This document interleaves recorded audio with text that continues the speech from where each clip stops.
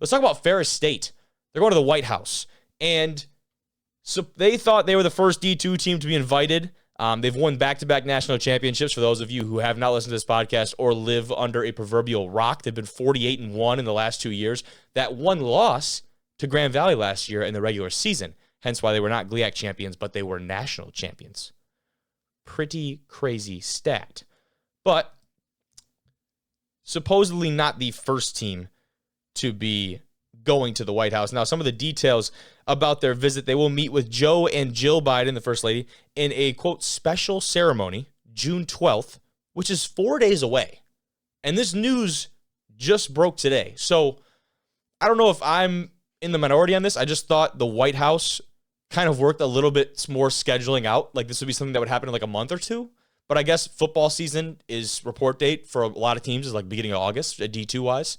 So they do have to get it done. But man, like 4 days from posting the announcement to being at the White House shaking Biden's hand, that's pretty wild to me.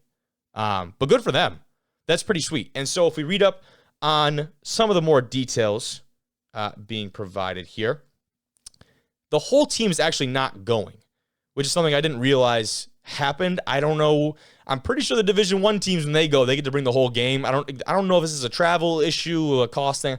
I would doubt it. But supposedly there are going to be 25 student athletes, head coach Tony Anise, and other staff.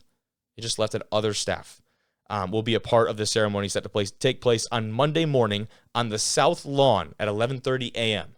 So there you go. A little bit more details on what exactly is going on. Coach Anise had a quote here just talking about how it was a great honor to have the program university. Pretty generic quote, to be honest. Not anything crazy, but the White House also just recently invited both men's and women's Division I basketball national champions UConn and LSU, which that is pretty commonplace. Nothing too crazy about that.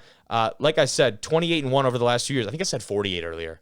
I messed that up. Don't you fact check me. But either way, a ridiculous record. There's no way they play 48 games.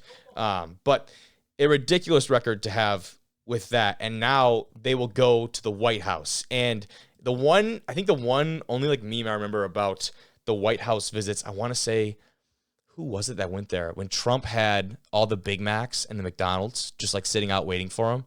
I don't think it's going to be the case this time around. Something tells me that it might be a little different. If they're on the South Lawn, are they even getting fed? Are we going to get like an LSU remake video with like who are they even recording with in that? That thing went viral, though. It was wild.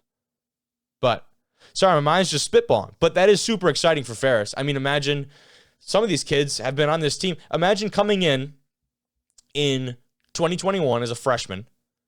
You ride it all the way to the Natty, and you're like, holy cow, this is college football? And then you do it again? What is the expectation for the next year? Win by even more?